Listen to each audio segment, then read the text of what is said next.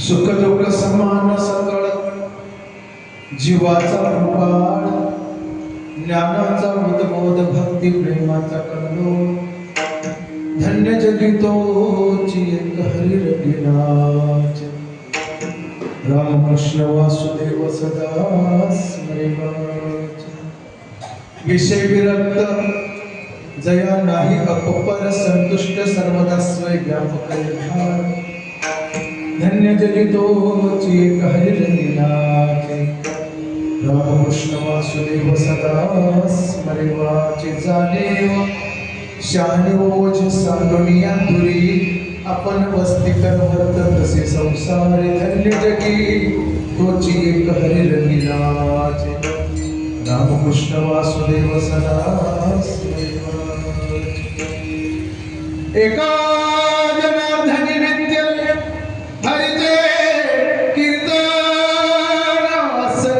हरिचे सदा हरिचे चिंतन धन्य जगी तोची एक हरी रंगीनाचे रामकृष्ण वासुदेव सदा स्मरेवाच पांडुरंगा करू पांडुरंगा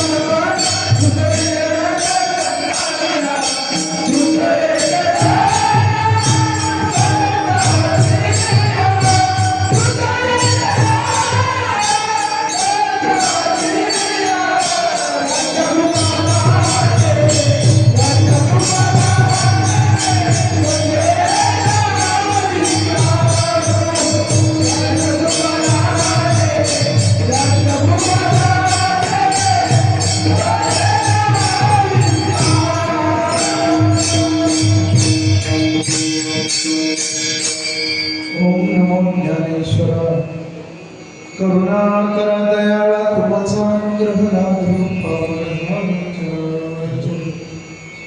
दयांचे केल्या स्मरण होय सगळे त्यांचे अधिकरण तेची मधु श्रीचरण श्री गुरुचे ते नमस्कार आता माझा साय येथे करावे देवा तुझी घेई सेवा सकळ गोळी वचन आहे का कमळावती माझी रंकाची विनंती कर जोडतो कथे काळी आपण असावे जवळ मस्तक माझा पायावरी या वारकरी संतांच्या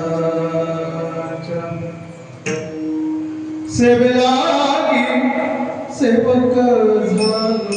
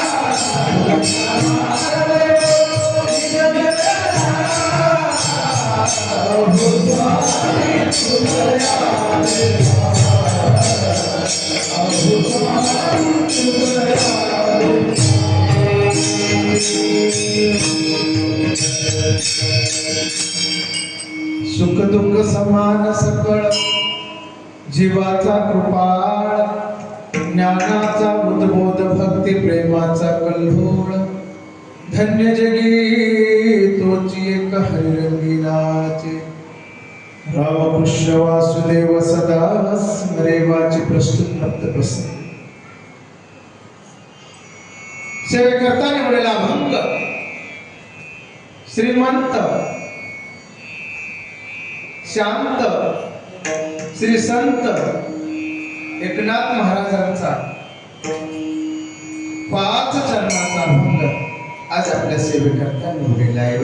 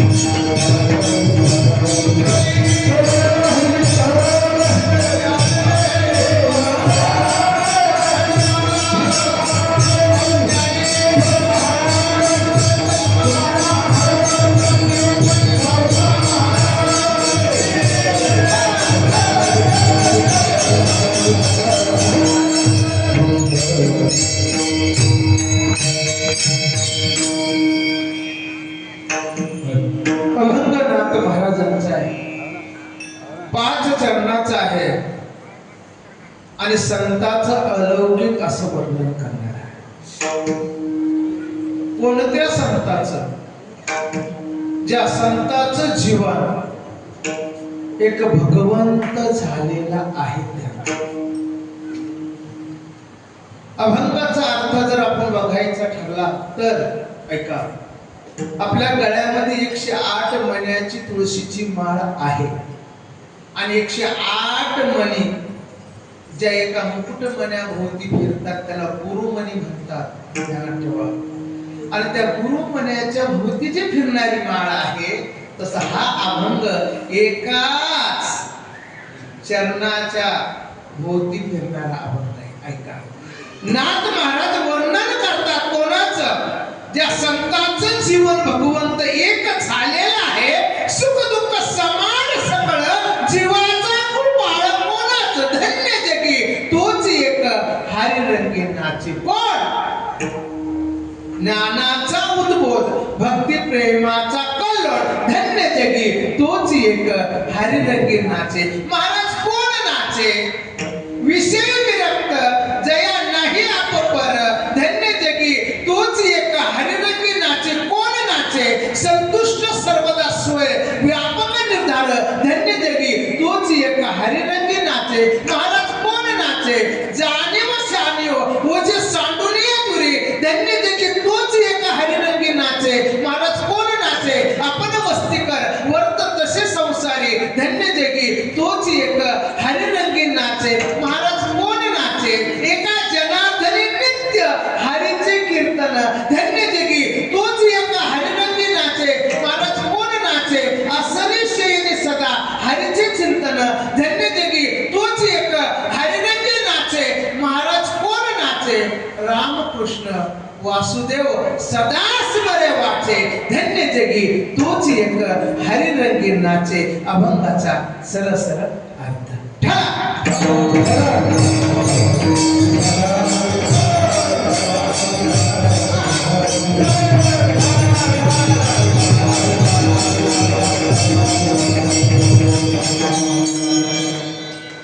सुरू असलेला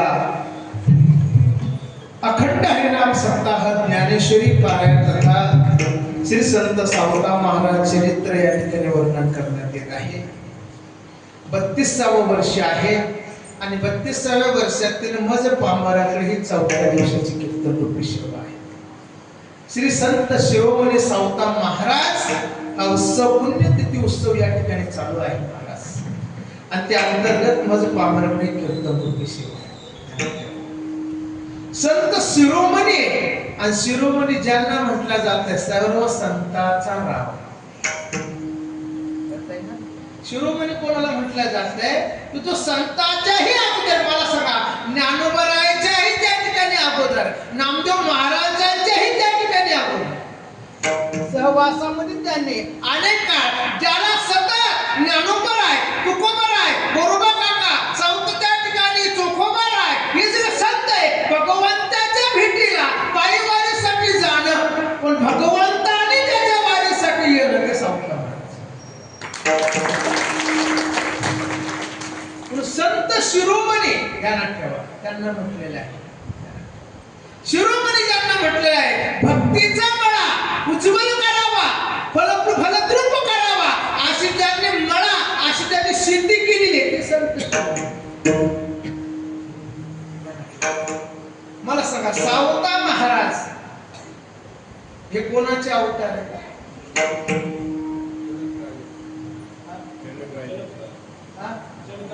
जनकाचे.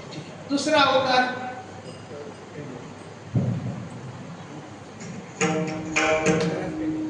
बरोबर बोलले विठ्ठल.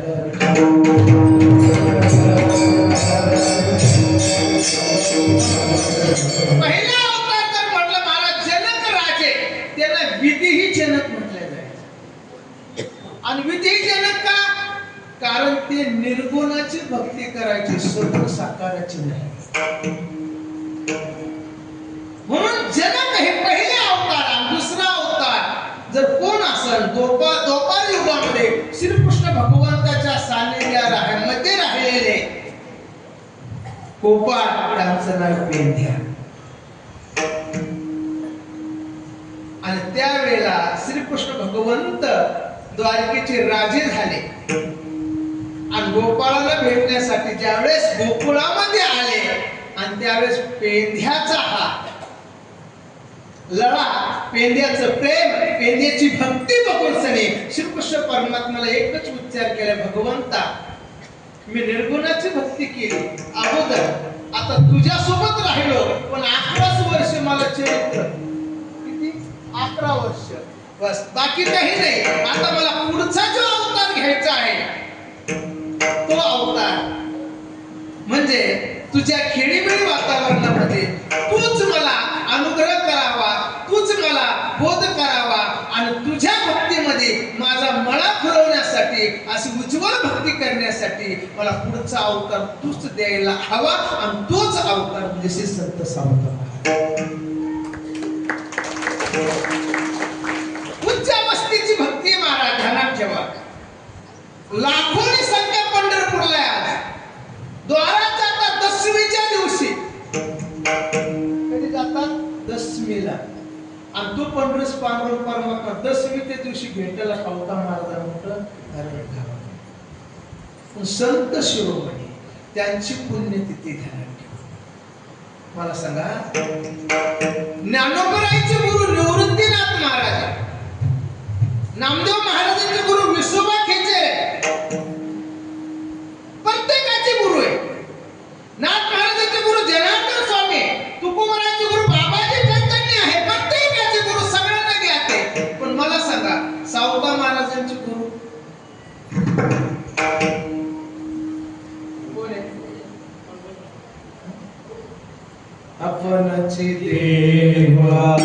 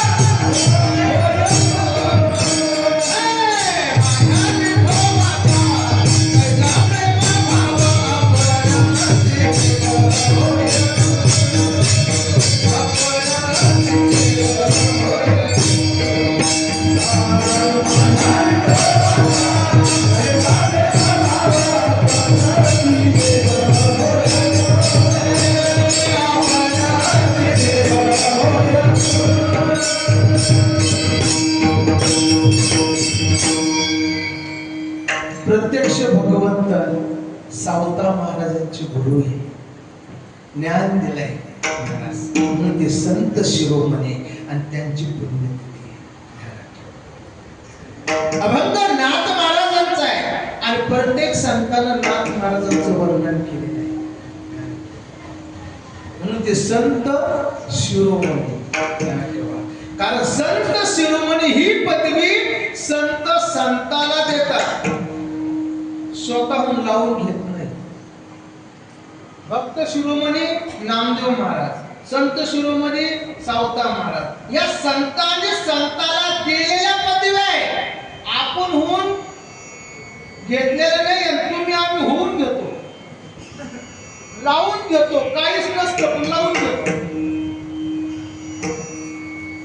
तुम्ही आम्ही लावलेल्या पदव्या आहे, पण त्यांना लावलेले मिळालेल्या त्या पदवीनुसार त्यांचं वागणं होतं, जगणं होतं, राहणं होतं. महाराज म्हणतात म्हणून संत शिरोमणी. म्हणून संतांचं वर्णन आहे. कोणीही कोणाचं वर्णन करू नये. कोणीही कोणाचं वर्णन करू नये. महाराज म्हणतात संताचा महिमा किंवा संताचा महिमा संताची जाणती दुर्लभ या जगती. संताचं वर्णन संत करू जाणे, भक्ताचं वर्णन भक्त करू जाणे, आणि जीवाचं वर्णन जीवच करू जाणे. देवाचं नाही, संताचं. मला सांगा, जीव जीवाचं वर्णन करतोय, किती पट खरं किती पट खोटं असते. महिला मंडळ सासू जावयाचं वर्णन करते, किती खरं किती खोटं असतं गुरुजी? 99 पूर्णांश 99 खोटं असतं, 1 अंश खरं असतं. आता बघा, पूर्वीच्या महिला तपकीर वाढायच्या. तपकीर कळतं? तपकीर, हा हा. आता आमचे जगदीश ग्राम सेवक असल्यामुळे त्यांना प्रत्येक गावचा अनुभव आहे. आणि अनुभव म्हणजे त्यांना परमार्थाचा बी, कारण वाडवडीला पासून परमार्थ शिकला.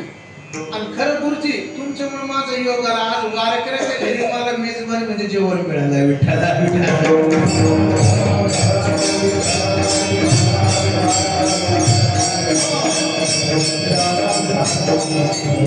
कोणाच्या घरी जावं, कोणाच्या घरी राहावं, कोणाच्या घरी खावं, याला मी शास्त्र सांगतो. ज्याच्या गळ्यामध्ये तुळशीची माळ नाही, याचं घरचं पाणी बी पिऊ. आणि आज त्यांची 3री पिढी परमार्थाची, तिथे मला भोजन मिळेल. माझं काय भाग्य. 12 वर्ष त्यांच्या आई वडिलांनी चातुर्मास पंढरपूरला त्या ठिकाणी चिंतन केले. पूर्वीच्या महिला तपकीर वाढायच्या. तपकीर म्हणजे नस. महिला म्हणजे ध्यान द्या, थोडंच बोलणार आहे, चांगलंच बोलणार आहे, हिताचंच बोलणार आहे, फक्त सर्वांगाचे कान माझ्याकडे. बाकी तुमच्या या शहरामध्ये मी नवीन आहे, अजून काही इकडे येती जाती झाली नाही गुरुजी. आणि येती जाती झाल्यावर किती चमचे किती पातेल मला ओळख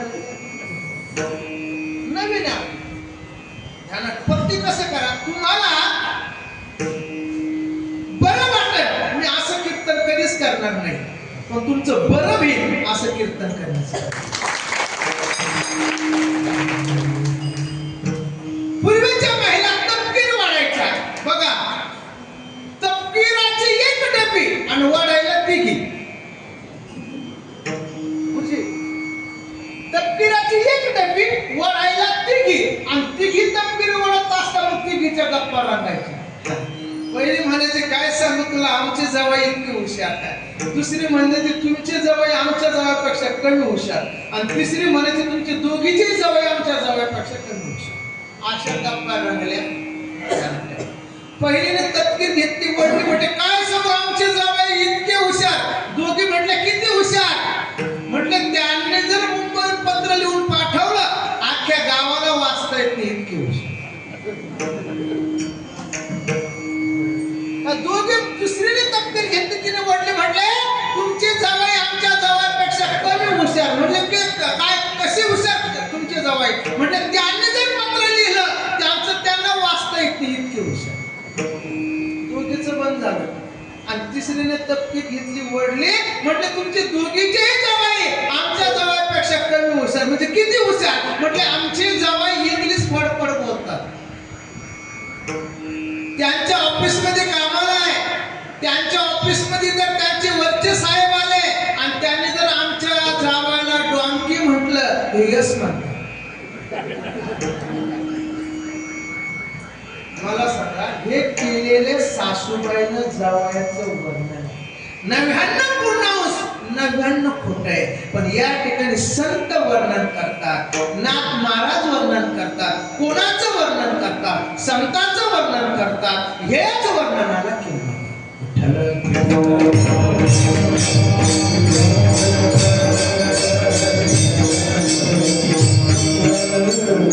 नैमित्तिक वर्णन आणि सांस्कृतिक वर्णन याला किंमत आहे. नैमित्तिक वर्णन ज्याला म्हणतात काही काळापुरतं आहे, याला नैमित्तिक वर्णन म्हणतात. पण सांस्कृतिक वर्णन ज्याला म्हणतात, मागही वर्णन आहे, आजही केलं जाणार आहे आणि पुढेही त्याचं वर्णन राहणार, याला सांस्कृतिक वर्णन. काही काळापुरतं राहतं, याला नैमित्तिक वर्णन म्हणतात. कळतंय ना? मला सांगा, देहाचं वर्णन कुठपर्यंत आहे? बोलत नाही, झोपले का? देहाचं वर्णन कुठपर्यंत? देह चांगला आहे, 2 पैसे कमवतो, पगार आणतो, तो पण त्याचं किंमत आहे. याला म्हणतात मानेतील लहान थोर देह सुखाची काढा, याला सगळे म्हणतात. जोरी चढणारा तो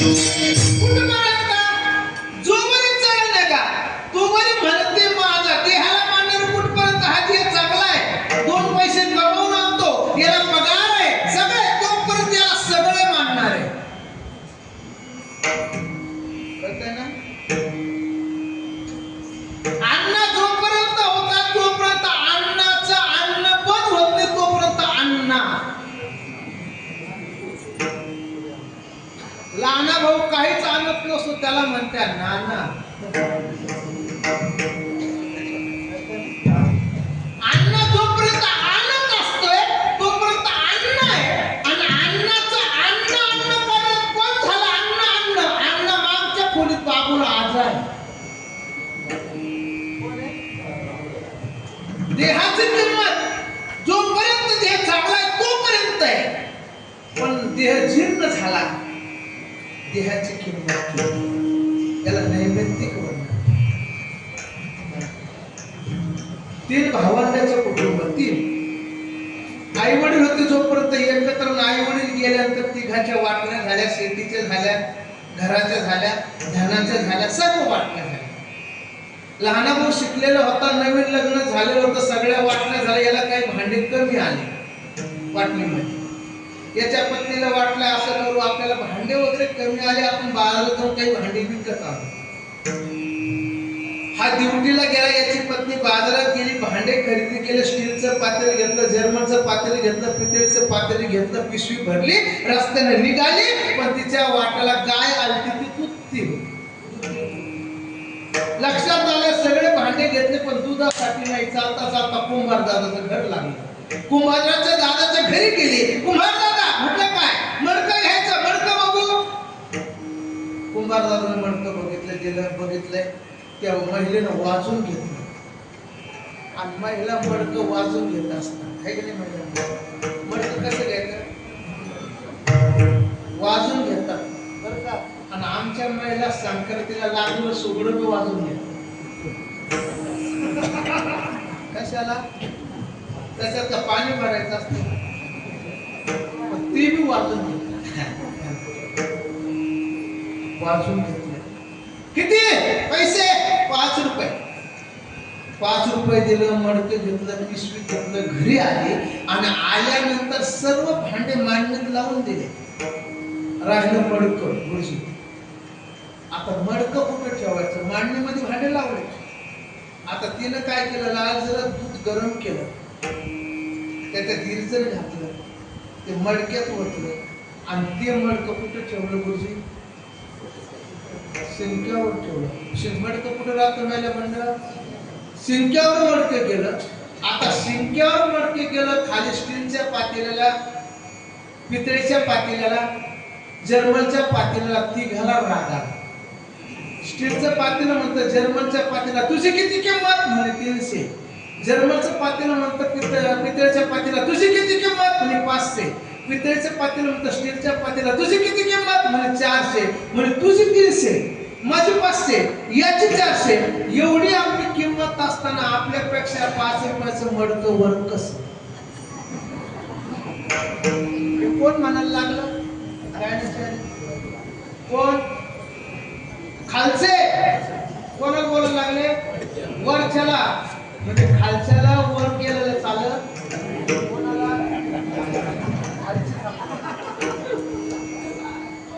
आपल्यापेक्षा वर गेलेलं कोणी चालत कोणाला?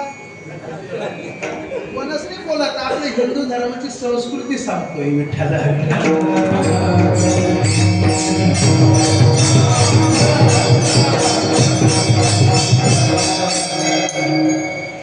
गाय जोपर्यंत दूध देत होती तोपर्यंत मडकं शिंक्यावर राहिलं.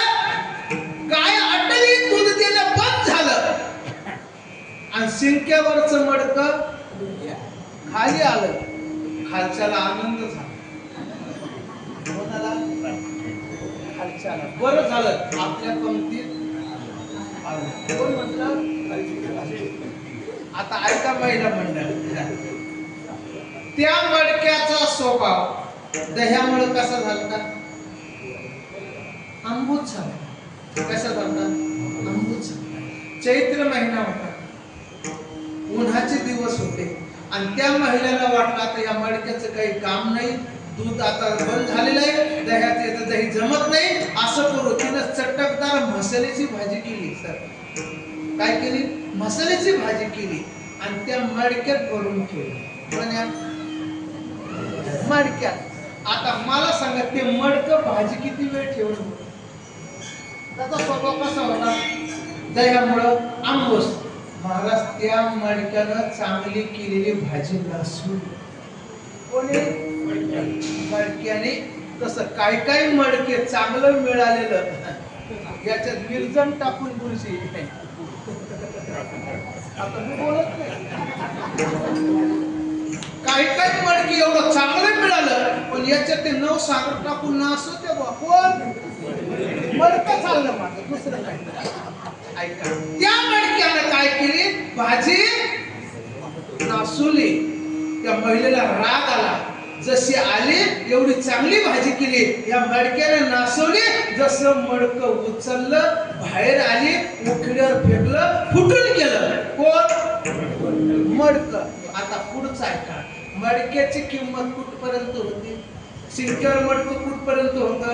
जोपर्यंत दूध होतं तोपर्यंत दही होतं. मडकं कुठं होतं? शिंक्यावर. दूध संपलं, दही संपलं, मडकं खाली आलं. मडकं कुठे गेलं? फुटलं का नाही? मडक्याची किंमत राहिली का? तशी त्या मडक्याची किंमत दह्यामुळे होती. याला नैमित्तिक वर्णन म्हणतात. तशी ह्या मडक्याची किंमत कुठपर्यंत आहे? जसं त्याच्यात दही होतं ते शिंक्यावर होतं, तसं ह्या मडक्याची किंमत त्याच्या जीवनाम दही आहे तोपर्यंत मडक्याची किंमत आहे. याच्यातलं जीवनाम निघून गेलं दही तर हे मडकं सुद्धा स्मशानात जाऊन फुटतं. विठ्ठल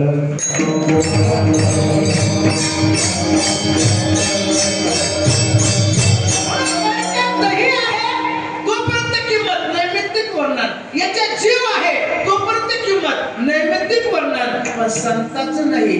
मागे संत होते, आजही आहे आणि पुढे त्यांचं वर्णन करणार आहे. याला म्हणतात सौसिद्धिक वर्णन.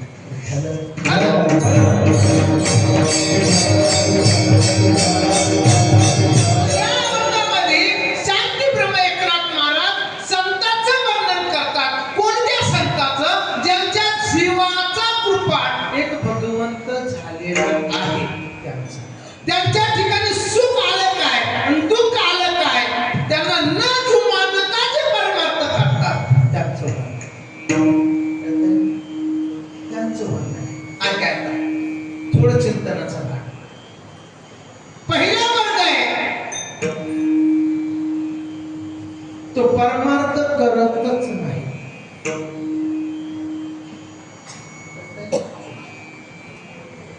दुसरा वर्ग आहे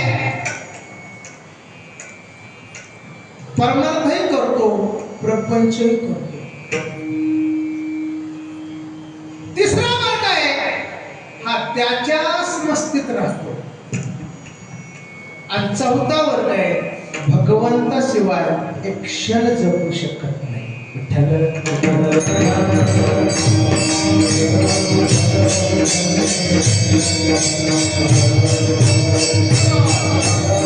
पहिला वर्ग आहे हा परमार्थ करतच नाही, त्याला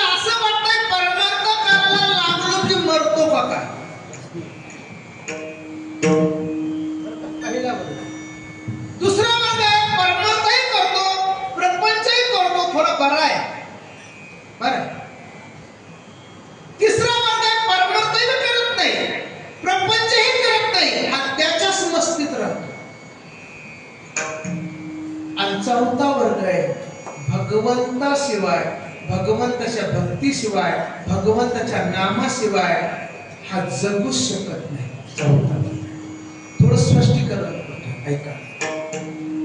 पहिला वर्ग आहे पिसाळलेला कुत्रा.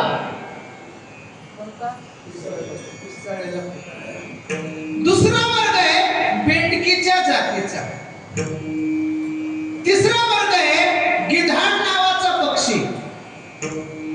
आणि चौथा वर्ग आहे माशाच्या जातीचा. किती वर्ग आहे? मला सांगा आता थोडं उत्तर द्या.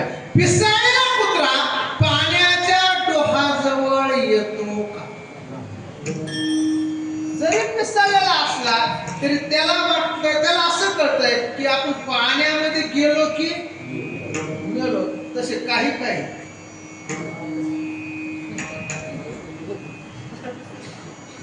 त्याला असं वाटतंय आपण पुण्यतिथीला गेलो की मरतो का.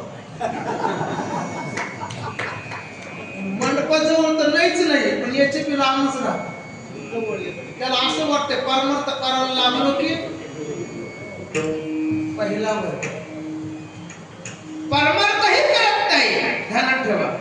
त्याला असं वाटतं मग पिसाळलेला कुत्रा पहिला वर्ग. ऐका, दुसरा वर्ग बरा आहे, तो बेंडकीच्या जातीचा आहे. मला सांगा, पिसाळलेला कुत्रा पाण्याच्या डोहाजवळ येत नाही, पण बेंडकी पाण्यातही राहते आणि जमिनीवरही राहते. राहते का नाही? थोडी बरं आहे का नाही? काही काही वर्ग परमार्थही करतात, प्रपंचही करतात. बरं आहे, त्यांना कीर्तन बी आवडतं, कीर्तन बी आवडतं, पुढे टिंग टिंग वाजलं तिकडे बी पळतं. बरं आहे नाही का? कालाचं कीर्तन बी ऐकतो, संध्याकाळी आता बोलू नको ते बी चालतं नाही का? म्हणजे बरं आहे. दुसरा वर्ग. तिसरा वर्ग होतो बरा आहे, पण तिसरा वर्ग त्याच्याच मस्तीत राहतो. गिधाड नावाचा पक्षी बघितला ना, त्याला वाटतं मी आकाशात जाईल, अशी भरारी घेतं महाराज, अशी भरारी घेतं, पण आकाशात तर जातच नाही, मध्येच असतं. ना पृथ्वीवर ना आकाशात, मध्येच असतं. तसा तिसरा वर्ग आहे. याला प्रपंच बी नाही, याला परमार्थ बी नाही पुढची. हा त्याच्याच मस्तीत असतो. संध्याकाळी 5च्या नंतर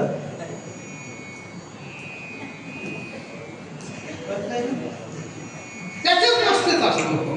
याला प्रपंच बी नाही, परमार्थही नाही. भेटला सापड्या कंडाकडे जाऊ. तिसरा चौथा वर्ग आहे माशाच्या जातीचा. मला सांगा, मासा जर पाण्याच्या बाहेर काढला किती दिवस राहतो? जेवढा वेगळी मासोळी, जेवढा वेगळी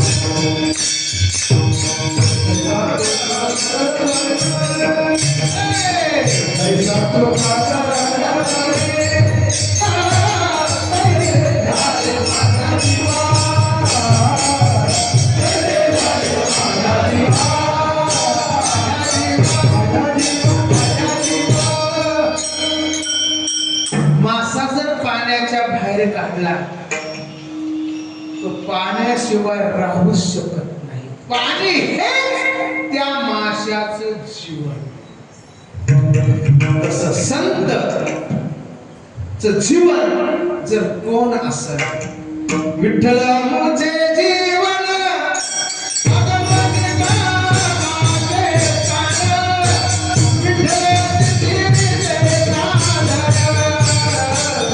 विठ्ठल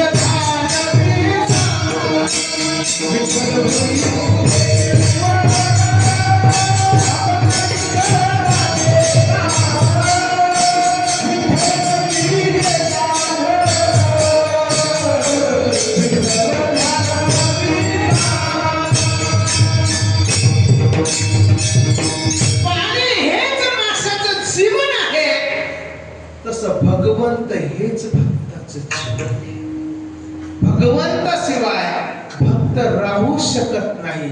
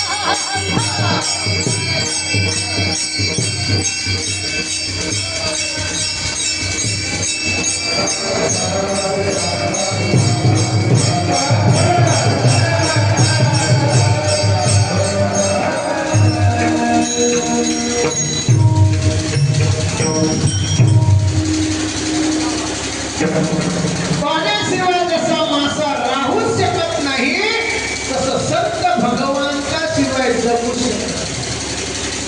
भगवंत हेच संत, भगवंत हेच संताचं जीवन आहे. त्या संताच्या जीवनामध्ये सुख आणि दुःख जरी आलं तरी संत परमार्थ घालून घेत नाही. तुमच्या आमच्या जीवनामध्ये थोडं दुःख आलं तर तुम्ही आम्ही म्हणतो देवाने आमचं चांगलं नाही केलं. थोडं जरी दुःख आलं तुम्ही आम्ही म्हणतो देवाने आमचं चांगलं नाही केलं. बघा थोडा परमार्थ घालून देणारा तुमचा आमचा वर्ग आहे. आणि किती दुःख आलं परमार्थ न ढावळता परमार्थाला न जुमानता जो परमार्थ करतो त्या संतांचे जीवन. बघा कोरोनाच्या अगोदर 2 वर्ष माझ्यासोबत चाललेला एक माझा मित्र काही वारीसाठी रस्त्याने चालता चालता अटॅक आला. रस्त्यामध्येच गेला. सर्व विधी कर्म त्या ठिकाणी आम्ही केले आणि दुसऱ्या वर्षी येऊन बघितलं वारीसाठी त्यांच्या घरात कोणी चालत नाही. आणि मी जाऊन प्रश्न केला का तुमचे वडील आमच्यासोबत वारीसाठी यायचे. अनेक वर्षापासून पंढरपूरची वारी बंद नाही केली आणि आता ह्या वर्षी तुम्ही वारीसाठी आला नाही. काय कारण महाराज तुम्हाला माहिती नाही का आमचे वडील वारीमध्ये गेले मग आम्हाला वारी धाडली नाही.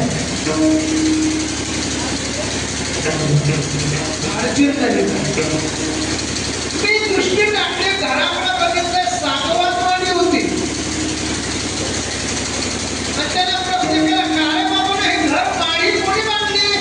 म्हणजे महाराज आम्हाला माहिती नाही आमचे आजोबा याच्यात राहायचे आमचे वडील राहायचे आता आम्ही राहतो. म्हटले आजोबाच्या अगोदर राहणारे गेले आजोबा गेले आता तुमचे वडील गेले तुम्ही राहणं सोडलं का.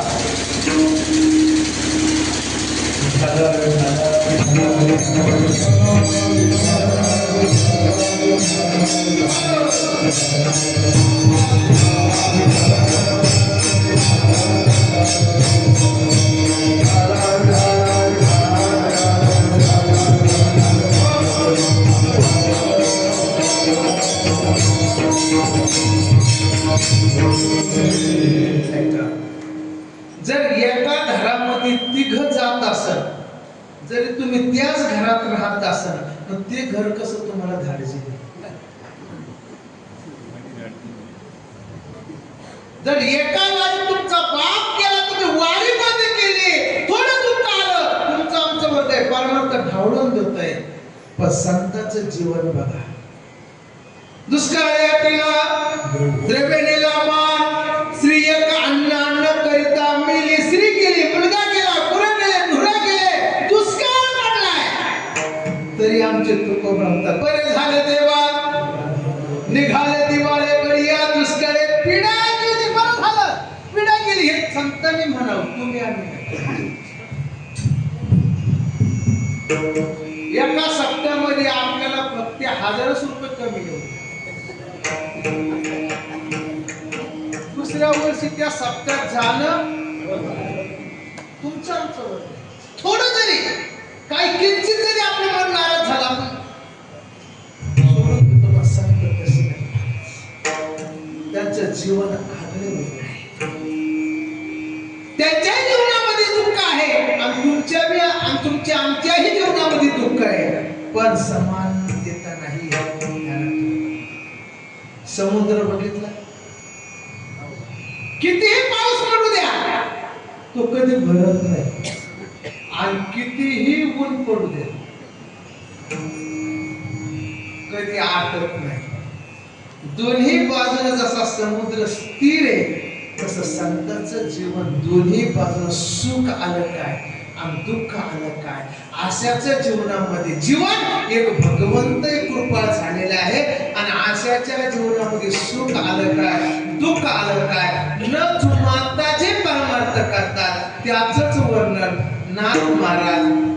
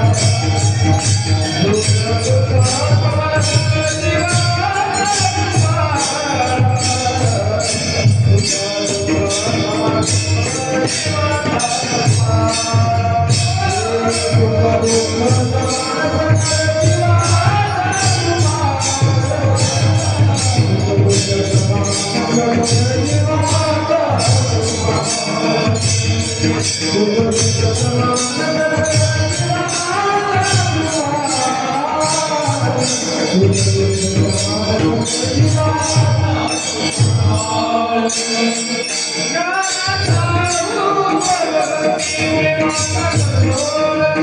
Krishna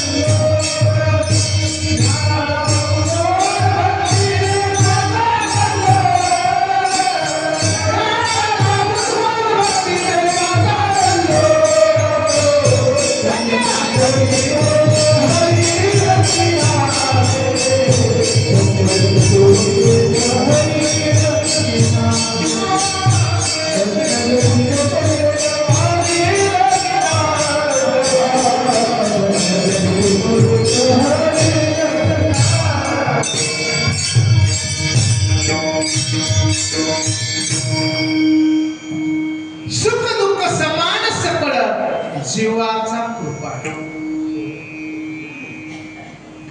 कोणी हार घालू द्या त्याच्यात आनंद नाही,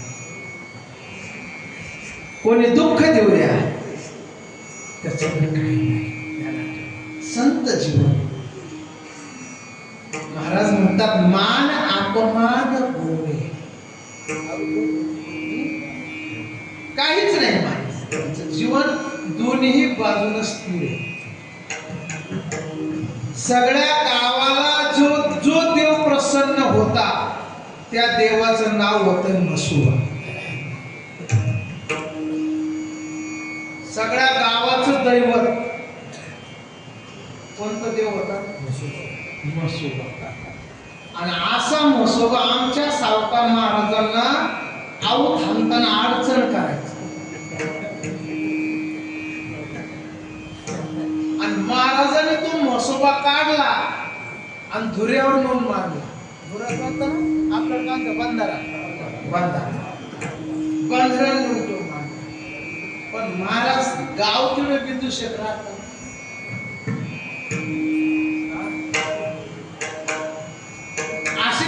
मंडळी होती की सावकार महाराजांच्या विरोधात. आणि महाराज सांगा तुम्हाला प्रश्न करतो, कोणत्या संताला अशा लोकांनी सोडलं? मला सांगा, ज्या झाडाला फळ आले त्या झाडाला लोक दगड मारतात का ज्या झाडाला फळ नाही त्याला मारतात? मोकार झाड किती बी कोणाला त्याला फळ बी नाही त्याला फुल बी नाही असं कोणतं झाड?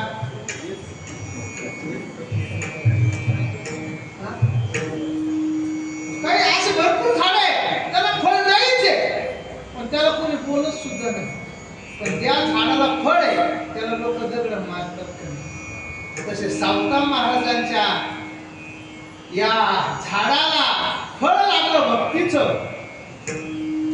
काही विदर्शकांना सहन नाही झालं, दगड मारायला सुरुवात केली. तरी झाडाला दगड मारला तर ते फळच देत आहे. पण संतांना किती गाणलं तरी संत त्यांना उलट बोलणार नाही, आशीर्वादच देतात. प्रसाद देवोनी संत रागवत नाही, संत मारत नाही, उलट त्याला जवळ घेतात, उपदेश करतात आणि अनुग्रह करतात. असे विदुषक लोकांनी छळ केला सावकार महाराजांचा.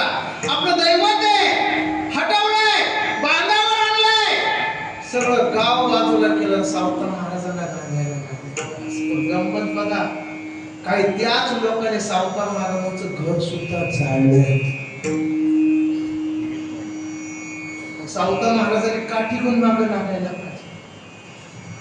पण ऐका, अशी कोरोनाची साथ आता आलती ना, अशी साथ त्या गावात हिऊ तापाची साथ आहे. सावकार महाराजांना आयुर्वेद म्हणजे झाडमुळेचं ज्ञान होतं, औषधाचं. जरी समाज गाजला तरी आमच्या सावकार महाराजांनी त्यांना झाडमुळेचं औषध देऊन अख्ख्या गावाला बरं केलंय. मोठं अंतकरण सावकार महाराज. लोकांनी घर जाळलंय, दुःखी झालं नाही, गावाने गाजलं, दुःखी झालं नाही, पण बुडत हे जग न देख भेट.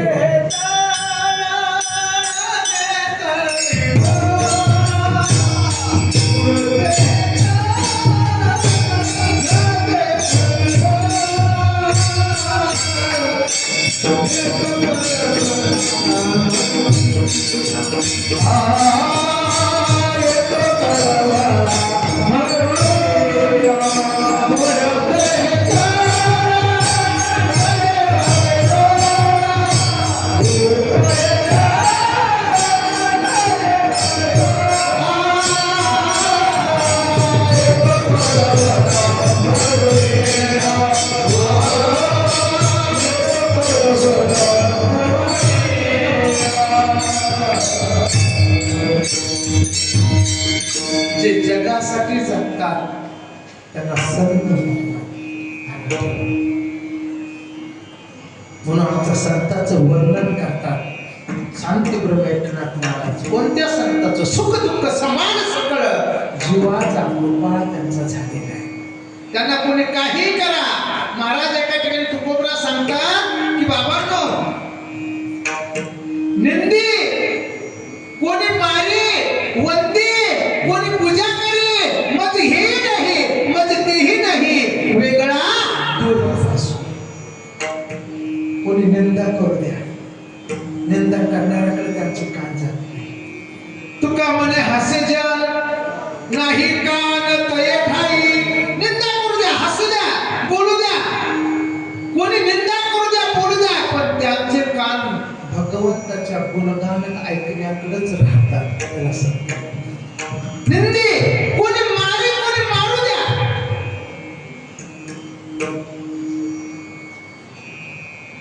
मला सांगा, देहू गावामध्ये तुकोबरायाच्याही अगोदर पहिले कीर्तनकार कोण?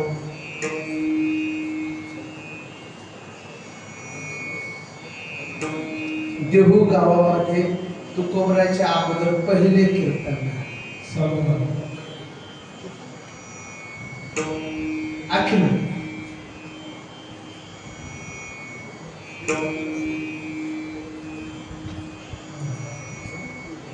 जो कोणी प्रश्नाचं उत्तर देईल त्याला चांदीचं नाणं चालतात.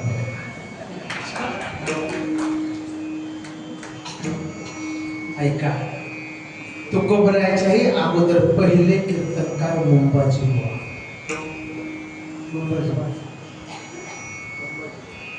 पहिले ऐका, अगोदर तुकोबरा कीर्तन करायचे नाही.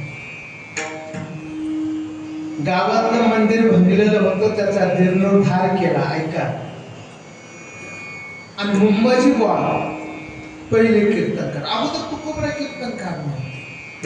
पण पूर्वीची प्रथा होती, अगोदर एकादशीला कीर्तनकारला तारखी द्यायच्या.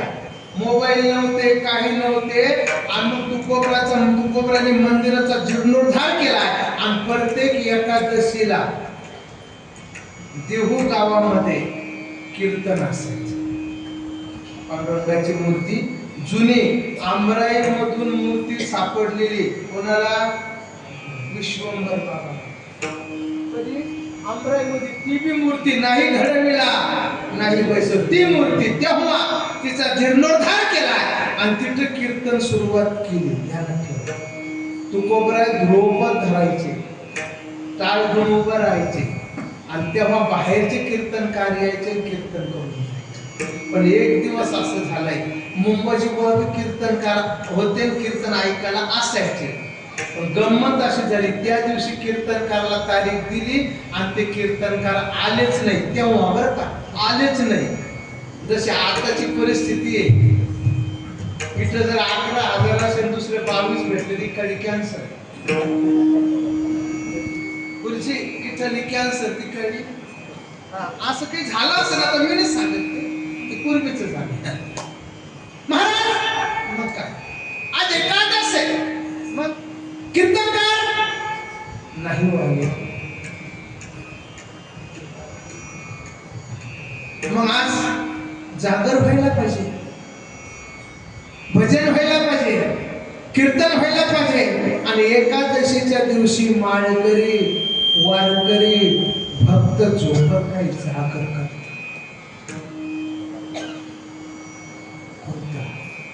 जागा रे, जागा रे, जागा रे, जागा रे, गोपाळा राम राम जागर करा. काय करावं लागतं एकादशी? दशमी एक व्रत करा दिंडी दर्शन. एकादशी उपवास तुम्ही करा जागर. असं करा महाराज, पर्व काय आहे. आणि आज कोणाच महाराजाचं आम्हाला कीर्तन ऐकायचं नाही, आज तुमचं ऐकायचं. तुकोबराने विणा छेडले, विणा स्वरात लावले, लावून मृदंग सिद्धी टाळ घोष असे रामकृष्णाने सुरू झाले. असं कीर्तन झालंय महाराज. 6 तास कीर्तन चाललं तरी लोक जागून हल्ले नाही. किती तास? आज 1.5 तासामध्ये पालत्या उलट्या पालट्या मांडल्या. माय कधी बोलत कधी बोलत काय. पूर्वी तसं नव्हतं. हे स्पीकर नव्हतं, लाईट टेंबे असायचे. टेंबे काय असायचे? टेंबे. असं काही नव्हतं. मला हे टाळ दगडाच्या टाळामधून गायलं भंग. पूर्वीचं काळ. असं कीर्तन रंगलंय. लोक मंत्रमुग्ध झाले. महाराज आजपासून प्रत्येक एकादशीला बाहेर कीर्तनकार बोलवायचं नाही. मग आम्हाला तुमचंच कीर्तन ऐकायचं. देहूकारांचे विचार. पण मुंबाजी भावाला कसं नसं व्हायला लागलं.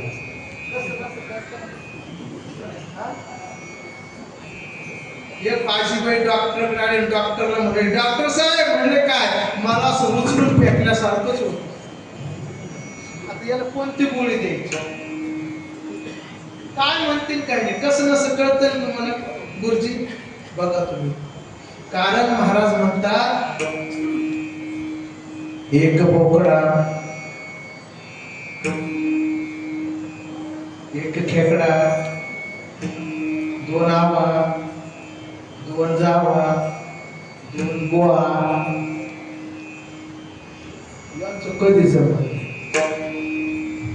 एका कीर्तनकार जर दुसरा रोडनं निघाला, त्याला जर आपण त्याचं याचं भांडण नसतं, जे अरे करते मार्कडे मोक्ष ते पूर्वीचं प्रेम.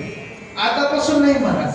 मुंबईचे बाळा मला लागणार हे मागून आले आणि समाजाने याचं डोक्यावर घेतलंय आणि आमची किंमत कोणी करत नाही. हा तुका केव्हा माझ्या पुण्यामध्ये सापडवा नाही. कोण? मुंबईचे बाळा.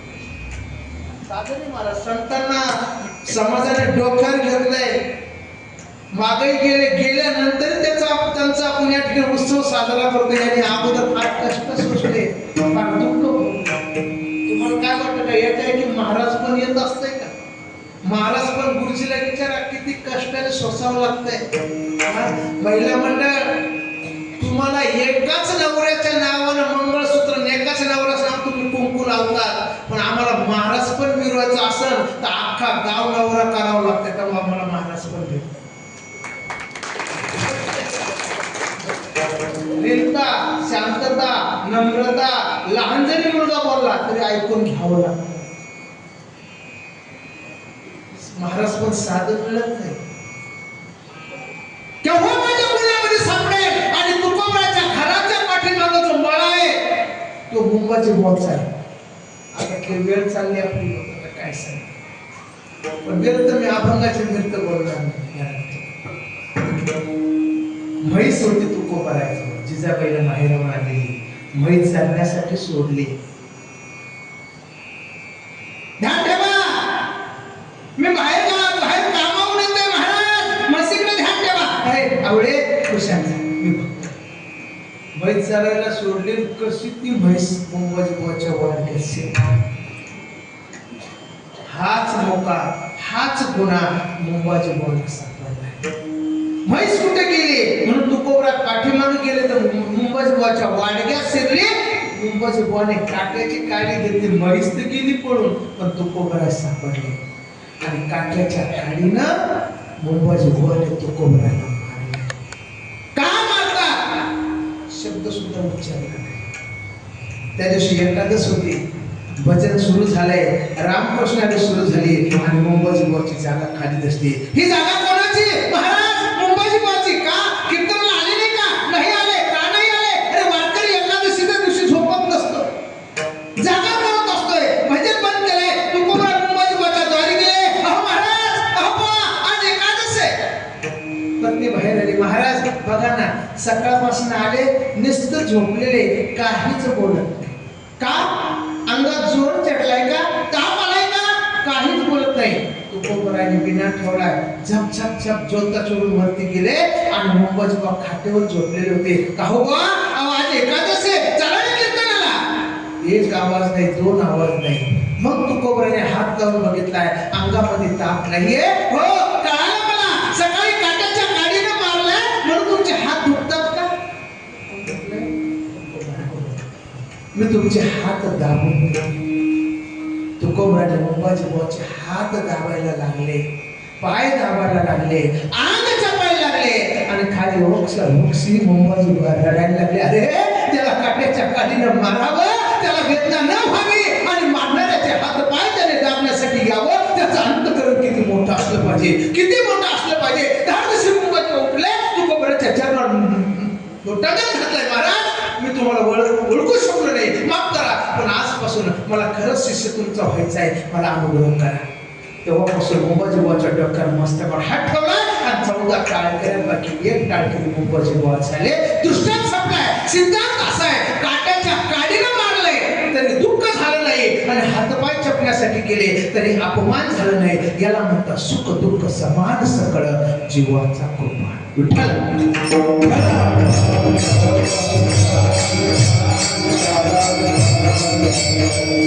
मला सांगा, ही अवस्था एकाएकी प्राप्त होते का भक्ताला? मला सांगा, आंब्याला जर मोहर आली तर ती पुरी मोहर परिपक्व होती का? जी देठाला पक्की आहे तीच परिपक्वापर्यंत येते आणि जी देठाला कच्ची गळून जाते. तुकोबरा म्हणतात मोहरा ऐसे फळ नाही आले काही गळते. तुकोबरा सांगतात मग असं ते जी देठाला पक्की आहे तिचा अगोदर आकार बघा, अगोदर आकार फार बाजरी प्रमाण होतो, नंतर ज्वारी प्रमाण होतो, नंतर हरभरा प्रमाण होतो, नंतर बोरा प्रमाण होतो, नंतर पेरू प्रमाण होतो आणि नंतर त्या कैरीमध्ये तिचं रूप होतं का नाही? मग आता मला सांगा, कैरी दिसाला हिरवी, दाबाला निप्पर आणि खायला आंबट होती का नाही? पण तीच कैरी पुढे चालून हिरवटपणा जातो, पिवळापणा येतो, आंबटपणा जातो, गोडपणा येतो आणि निब्बरपणा जातो, नरमपणा येतो. मग अशा कैरीला पोपटाला आमंत्रण द्यावं लागतं. जसा पोपट येतो आणि त्या कैरीला काय लावतो, चोच लावतात, तशी अशा अवस्थेला महाराज म्हणतात पिकलिया शेंदे कडूपण केले तैसे अपमान केले. पांडुरंग अगोदर ज्ञान व्हावा, बोध व्हावा, नंतर ज्ञान व्हावं आणि ज्ञान झाल्यानंतर बोध मग भक्ती पर्यंत होऊन येतात. म्हणून ज्ञानाचा उद्बोध, भक्ती प्रेमाचा कल्लोळ. अगोदर बोध व्हावा, मग जर बोध नाही झाला आणि तशी भक्ती करायला लागला, समजून की आज भगवानची भक्ती. आमचे नाथ महाराज म्हणतात बोधपुत्र निर्माण झाला जेव्हा, भगवंता म्हातारी मरून गेली तेव्हा भक्ती बहीण धावून आली गावा, आता संध्या कैशी करू. तसं अगोदर बोध व्हावा, नंतर ज्ञान व्हावं आणि मग भक्ती बहीण धावून येते आणि भक्ती बहीण धावून आल्यानंतर अशा 3 अवस्था झाल्यानंतर तोच भक्त भगवंताच्या रंगामध्ये नाचतो, उड्या मारतो आणि धन्यता ह्या पदवीला प्राधान्य.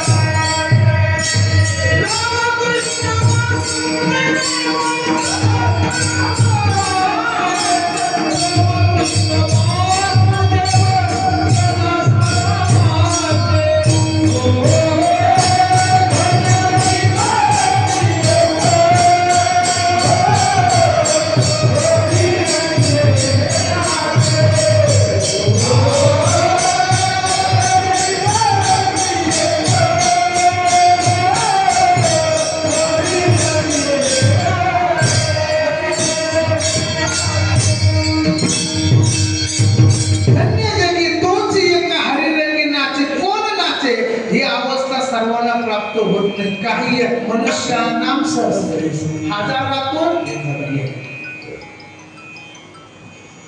100 मुलगा जर महाराज तुमच्याकडे मृदंगाला आले शिकायला, सगळे विचारत होते काही.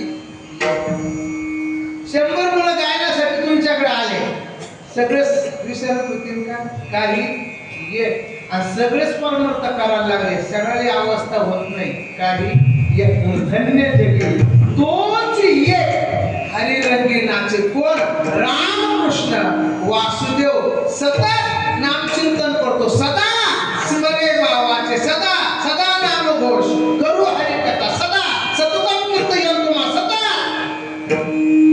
दिनदिने हाची धंदा गोविंदाचे, तो त्याचीच ही अवस्था होते. विठोबा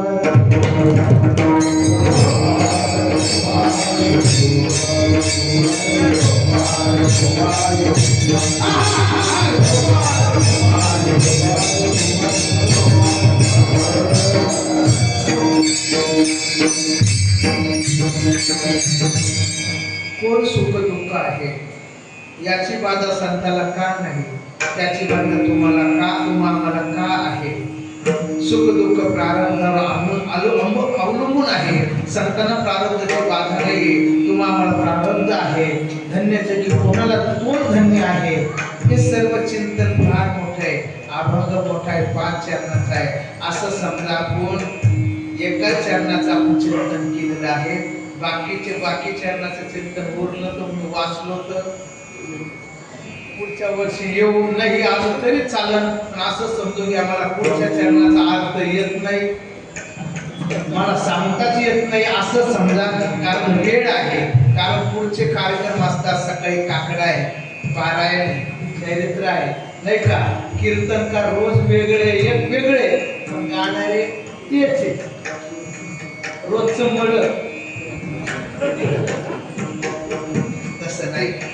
सगळे पुढचे कार्यक्रम आहे. महिला मंडळ पुरुषवर्ग सर्व देवघराच्या श्री संत शिरोमणी सावता महाराज मंदिर, सर्व विश्वस्त मंडळी, आयोजक, संयोजक, मार्गदर्शकांचे महाराजामुळं गुरुजीमुळं तुम्हा सर्व मायबापांचं मार्गदर्शन झाले. विटाळाचा मृदंगाचार्य, गायनाचार्य, चोपदार, विनिकरे सर्वांच्या चरणे नतमस्तक होऊन माझ्या सोबत आल्याचे तपोवनचे फलके पाहुणे या ठिकाणी सर्वांच्या चरणी नतमस्तक होऊन तरुण मंडळी या ठिकाणी सुंदर साऊंड सिस्टीम आहे. सर्वांच्या चरणी नतमस्तक होतोय. वाणीला पूर्णविराम देतोय. ज्ञानेश्वर